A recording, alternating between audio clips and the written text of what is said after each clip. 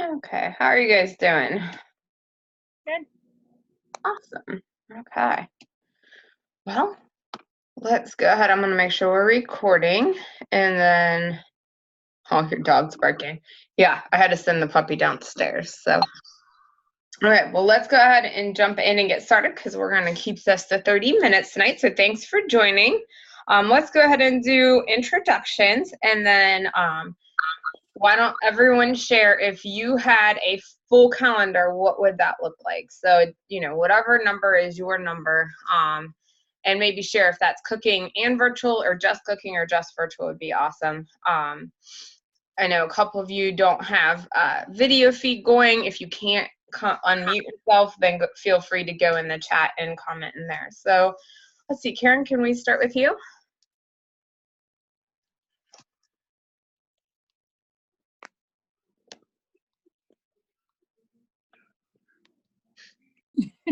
You know how to unmute yourself? I might be able to do it on my end.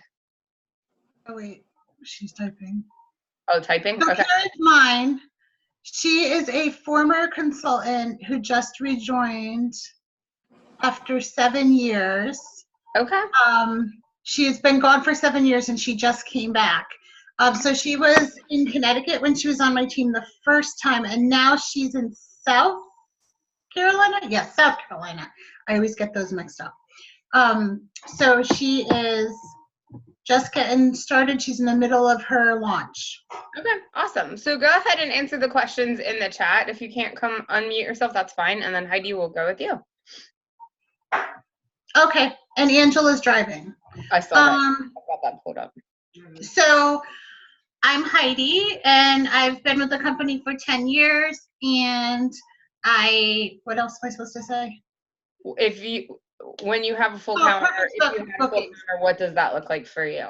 So for me, it would be 6 to 8, and I don't care if they're virtual or live.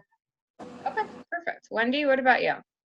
I've been with Pampered Chef for 4 years now, and I also would like 6 to 8, but they have to be virtual. Okay. Perfect. Let's see, who's next? And Kim, are you able to talk? You're muted right now. Yeah, I can talk. Excellent. Thank you. I've been with the company for 7 months and 8 to 10:30s and either or. It doesn't matter. And how many was that? Sorry, it cut out on my end. 8 to 10. 8 to 10. Perfect. Okay. And then Tara, I think you're next.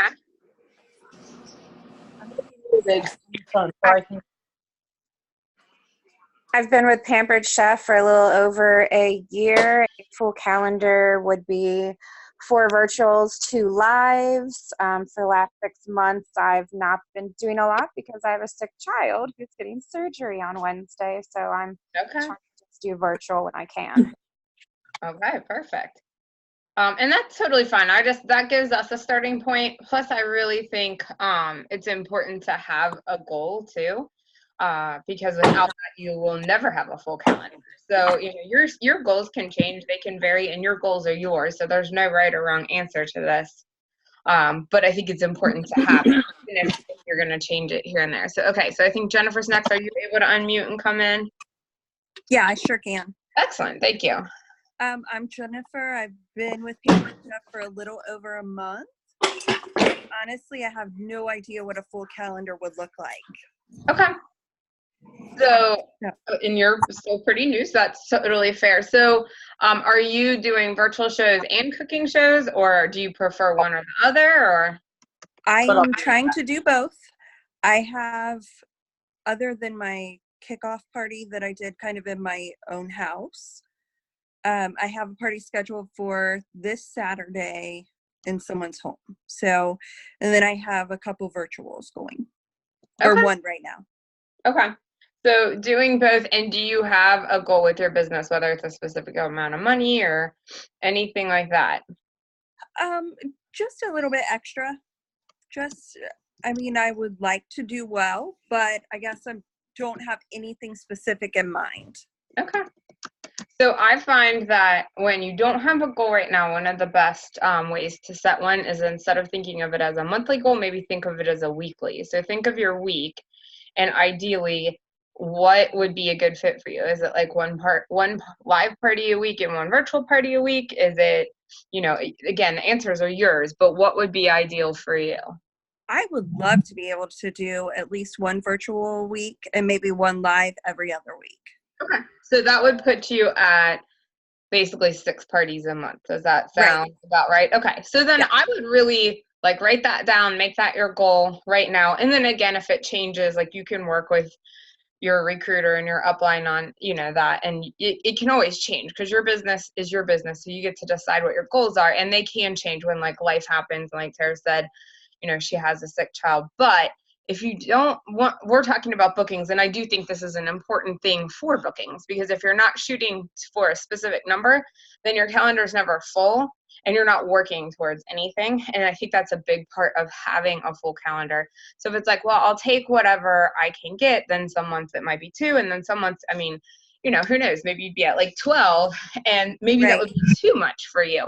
So I know one of the best feelings in the world when I really was working on a consistent calendar was to get to the point where my month was full and I could open the next month and say what, October is full, but I'm already booking November. That's a really good feeling. So, again, your goals can change, but for right now, I would say my goal is 6 and write that down and work on that. Does that make sense? Yes, absolutely. Okay. Well, I'm glad we were able to get that goal going. So I know we've got a couple more people jumping on. Angela, there was some noise in the background. I muted you. Can you come on and share? And if not, it's okay. You can just comment in the chat and we'll keep going. Yes. So my goal is about dollars over number of parties, but it typically takes about 3 to 4 parties a month, which means I try to schedule 6 in the event that some were to cancel or reschedule or whatever. But I need to be at $2,000 a month in sales. That's where I personally want to be for my trip earning goals. Okay, perfect. Awesome. And then let's see. Sharis, are you able to come in and unmute yourself and share? We were introducing ourselves and then sharing what a full calendar looks like for you. And if you can comment in the chat, that's fine. And we'll keep going.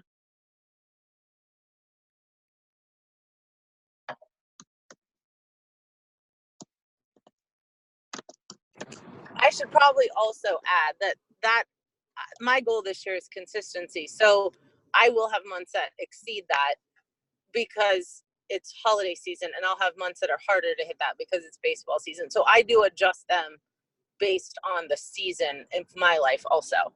Sure. Okay, perfect. And then Charles, I'm going to assume you can't come in. So Janet, are you able to unmute yourself and introduce yourself? And if not, that's okay. If you, I don't know if you know how to use the chat on Zoom or not. There you are. Awesome. So, and you're muted. So I think it looks like you would have to, oh, there you go. Now you're unmuted. So we were just having people introduce themselves and then share, what a full calendar looks like for you. And is it cooking shows or virtual shows? Or both, sorry. Are you talking to me? Janet, yes. Oh, sorry. I just popped in. I'm not sure what my full calendar, because I work full time, and so I'm still trying to figure that out. So yeah. So we were just talking about that, having, your goals are yours, so you get to decide what they are. And sometimes if coming up with a monthly goal is too challenging, what would a weekly goal look like? I know we talked, so I know you're open to both the virtual parties and the cooking shows, but you're leaning towards doing more virtual, which is great. So is it 1 party a week, less than that, more than that? If you had to decide what you would do every week, what would that look like? it would be 1 party a week. That's Okay. not all I have time for right now. And that's perfect. So then I would make your goal would be to do 4 virtual parties a month. And so you can always look at your calendar once you get the ball rolling and all that, and decide okay, well, I want this week off, so maybe I do 2 1 week and take a week or so off. But then you want to have some type of goal so that you know what you're working towards, because otherwise it's really hard to have a full calendar. So okay. Yeah. And they can change. So your goals aren't accountable to me. It's really to be accountable towards yourself. But I find that people that have no goal and no number in their head really struggle to be consistent at all. Does that make sense? Oh, absolutely. Yeah. So yeah, so they can change as you need them to, because again, it's not about something to, you know, it's helpful if you share with me so I can work with you, but it's not like about me, it's about what works for you. So Okay. anyway, okay. And then so I know some of you guys know me, some of you don't, so I'll introduce myself as well. I'm Chantel Gossett. I know the names show up as, I share this Zoom line with several people, so it shows up as a couple different people. And then I work with Heidi and Angela. All of us are leaders in Pampered Chef, to coach and mentor our teams and work with you guys. So we're offering this for the rest of the month of September. We've got 3 calls scheduled. This is the first one, so thanks for joining in with us. I've been doing Pampered Chef for about 14 and a half years. I do Pampered Chef really full time. So my full calendar looks like 12 to 15 live cooking shows a month, and between like 12 to 15 virtual parties as well. So I usually shoot for 20 to 25 parties submitted every month. And like Angela said, that means that you're overbooking your schedule to make sure that with cancellations and things like that. I've been doing cooking shows obviously a really long time, because 14 and a half years ago there wasn't such thing as a virtual party. I have worked really hard at being more consistent with the virtual parties this year. So I mean, honestly, looking back, I've been doing virtual parties on and off since 2014, but just really looking at them as like an extra, and kind of like we were talking about, I took what came, but I wasn't shooting for a specific number. And I found that with having like a set number that I work towards, that I've built a much better virtual business as well. And it's actually, I mean, it really has improved my overall like year goals as well. But there have been some months where I've done less virtual or even less cooking if we're traveling a lot. So I've got 4 kids and 1 on the way. And I get to lead this first call. So I mean, the calls are gonna be quick. We're doing Sunday night. We appreciate you joining us in the evening. And I just felt like there was some things we could really go over today to get us started, and then Heidi and Angela will take it from there on the next 2 calls. So we already covered a lot with talking about that goal. I really think that that's important.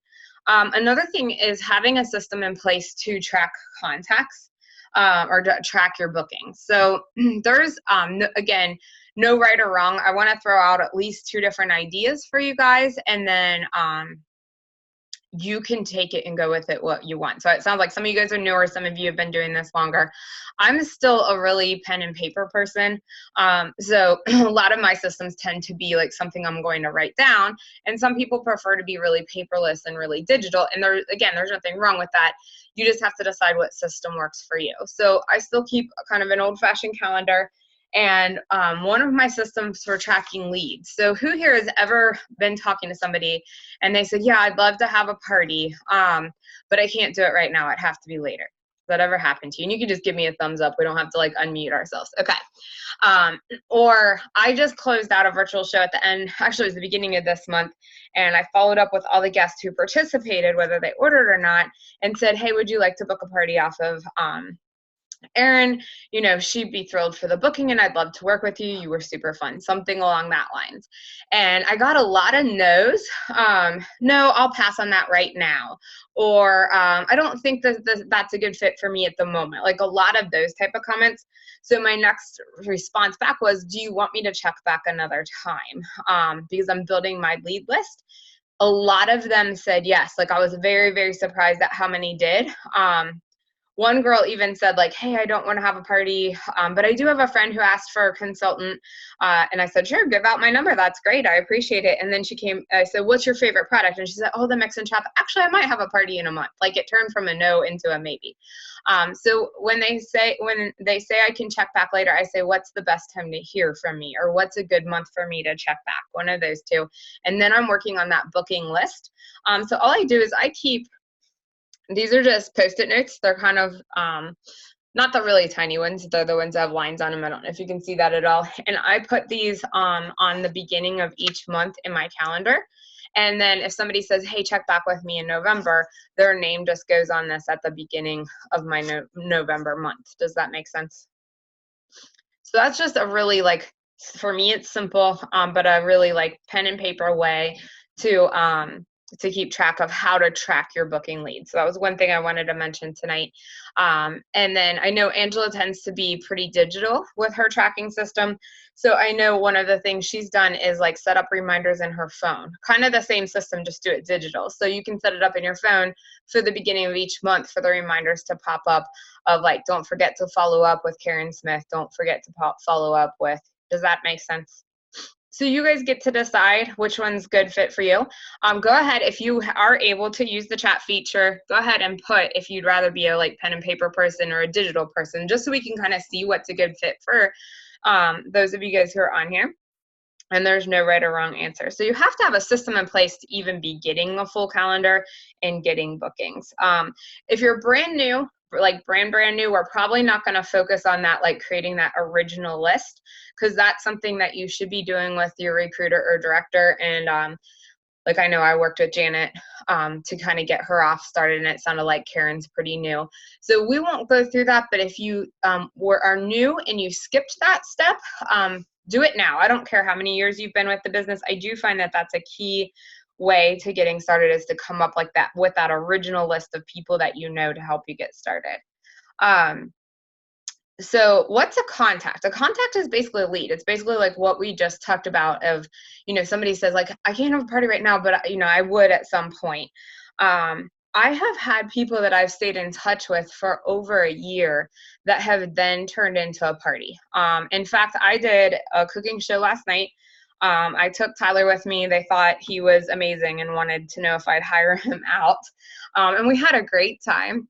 But I was thinking as I drove home, actually I was wrapping up the party and taking orders, and the original girl that booked this party with me that I met this entire group with, and that I'm on probably my 5th or 6th cooking show, and I think I've gotten a couple of virtual shows in that group too.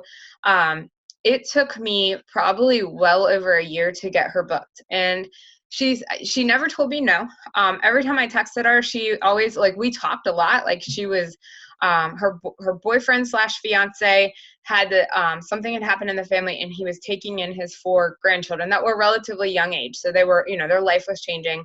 So she'd always respond back to my messages. I'd always kind of check in and see, you know, how things were going. Was she ready to have that party? And she always said, no, like, check back with me in, you know, whatever month, and I'd write it down. And honestly, from a consultant standpoint, there were a couple times where I'm like, oh, should I message her again? You know, like, this has been like 9 months, now it's 10 months, you know.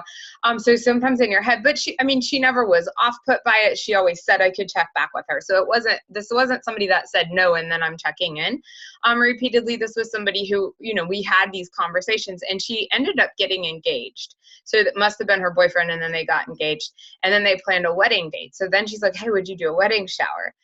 Which I love doing those, but I don't do a ton of them. So I was like, well, I mean, that's fine. We've been working on this for like a year plus now. And we did the wedding shower. It was a great shower. They're still all talking about it, and it's been maybe 4 or 5 months at this point. And over time, I've gotten all these additional bookings, but it's taken a lot of follow-up. The one last night, it was a cousin, it was a dual host, and she was kind of teasing her cousin that it took so long to get on my calendar. She's like, it was her fault. She was the one who could never pick a date. And I've been following up for about 4 or 5 months now.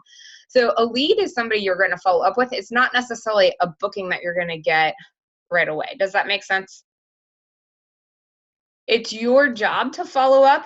And sometimes on our end, it can feel like, oh my gosh, this is taking forever. Or do I even message them again? But I can't tell you. I mean, I've now done well over, I think, 2,500 shows. How many of those shows wouldn't have happened if I wasn't following up with them when I said I would?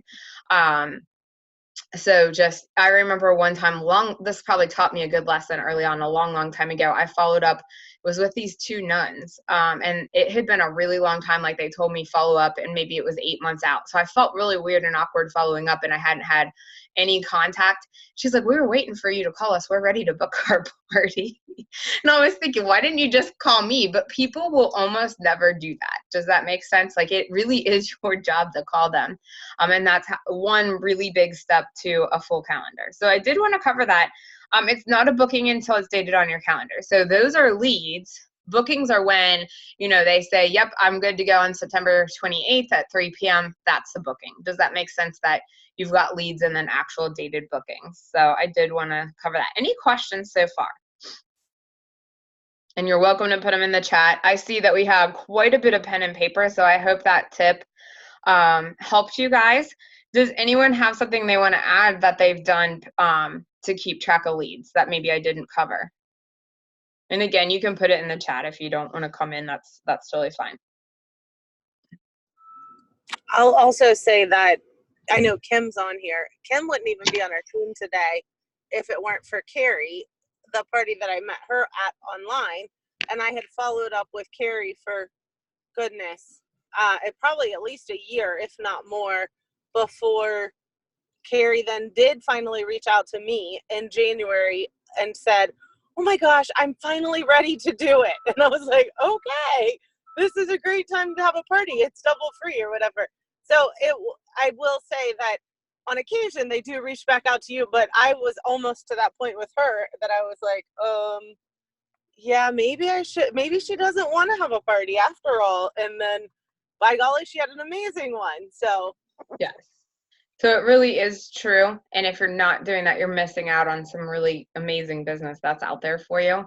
And, you know, people can tell you no. And once they tell you no, they go off my list. Like, I'm not going to spend that time following up with them. But these are the people that have, you know, stayed in touch. So Heidi just said that Karen and her have stayed in touch since 2012.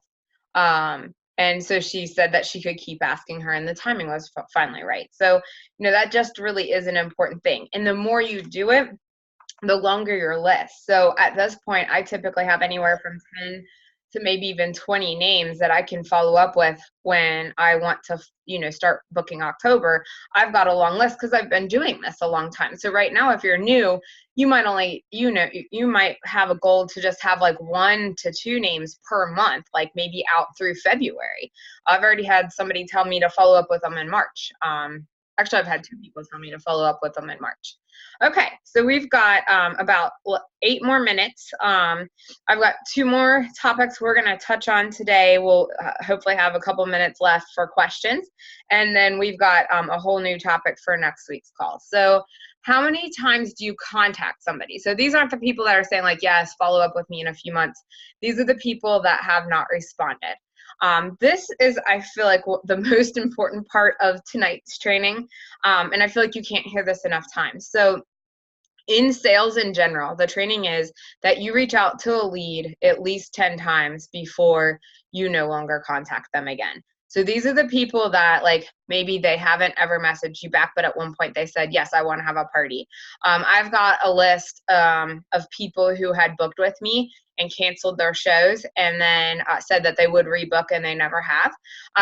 So how do you do that and how many times? Because when I ask people, like, how many times do you think you're supposed to follow up with a contact before you quit contacting them? Usually the answer I get is like 1 to 2 times or 2 to 3 times. Nobody has ever told me 10. And that 10 times is really the magic number. And I didn't have graphics ready to go for tonight or anything like that, but you can even just Google like sales graphics, how many times do you follow up with contacts, things like that. And you could find it on our team page. We've posted it before.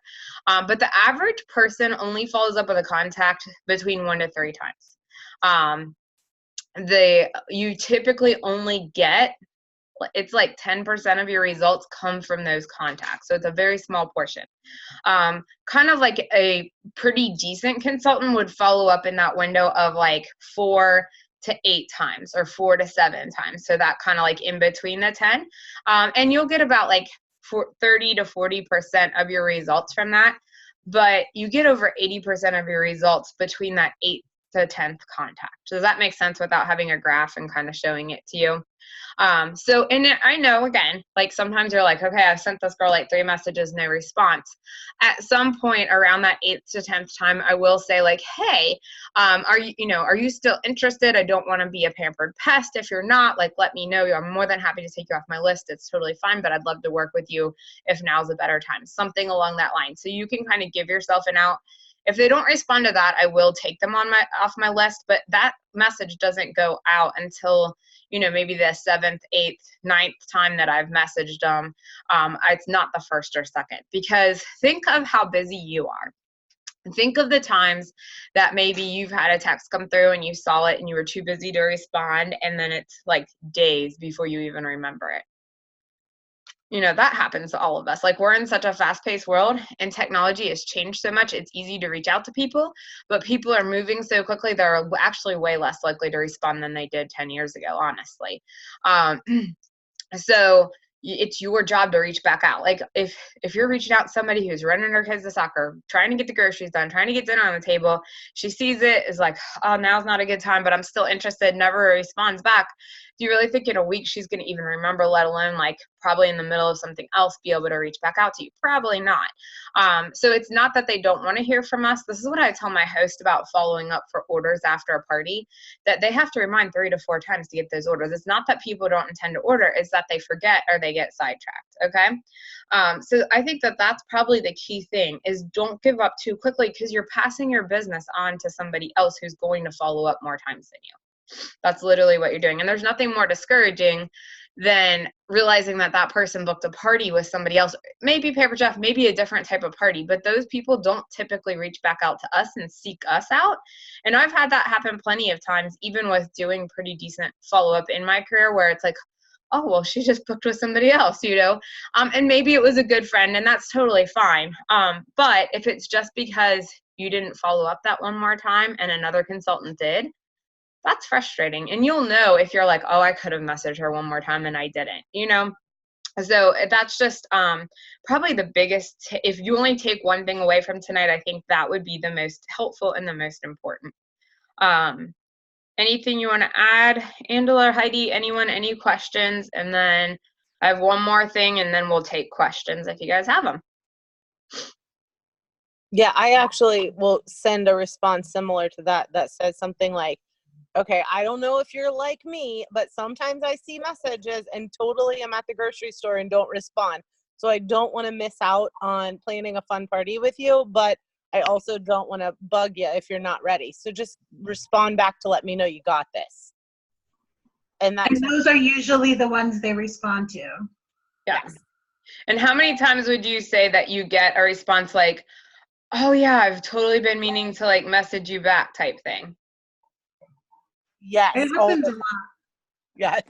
And I've heard someone, and a couple of people even, I don't even know the numbers, but some people have said things like, oh my gosh, I saw your thing when I was at the hospital with my so-and-so being born or whatever. And yeah. I totally did want to, and I just, got sidetracked. And I'm like, I totally get it. I am in the same exact boat, and I get it.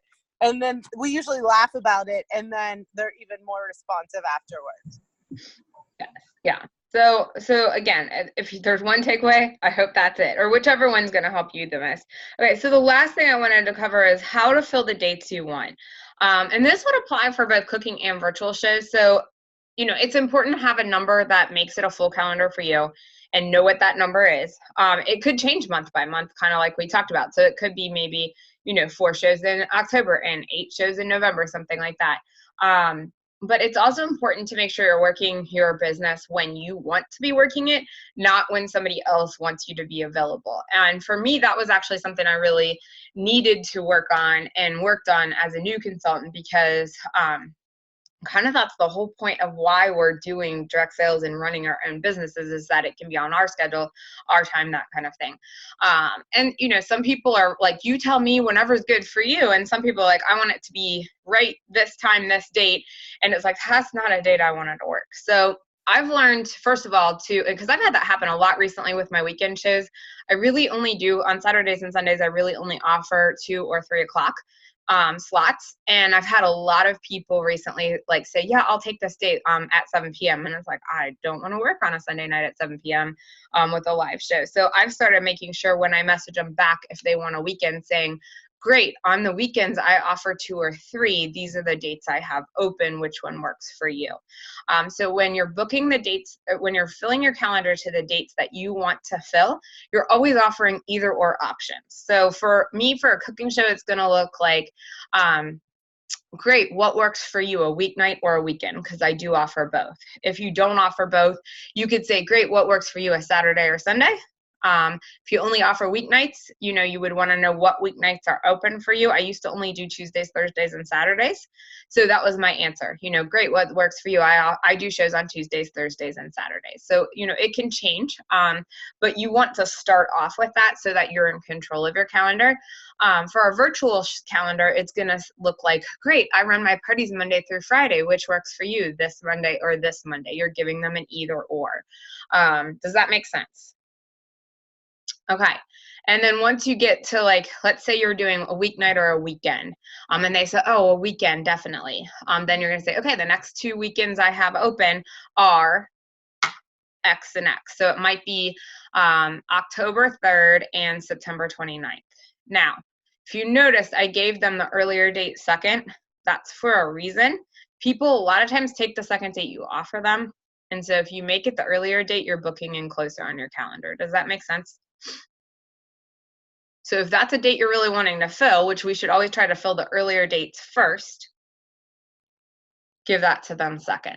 And then again, if you have like a specific time window, like I usually only will do 6:30 or 7 on weeknights, and I'll really only do 2 or 3 on the weekends unless it's like extreme circumstances. So, you know, try to put that in there at the beginning so they're not like, it's really hard when somebody asks for 7 p.m. on a Sunday to talk them down to a 3 o'clock party.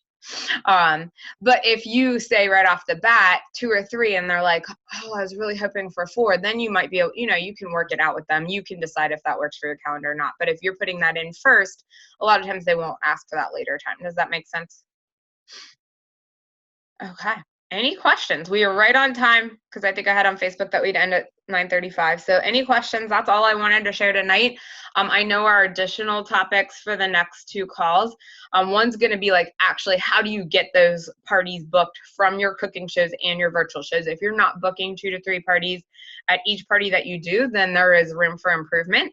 So that will be one of our calls. And then another one will be like, how do you get bookings outside of actual parties? Because if you don't have enough shows on your calendar, then you need to be getting parties outside of the shows you're doing. Any questions before we wrap it up?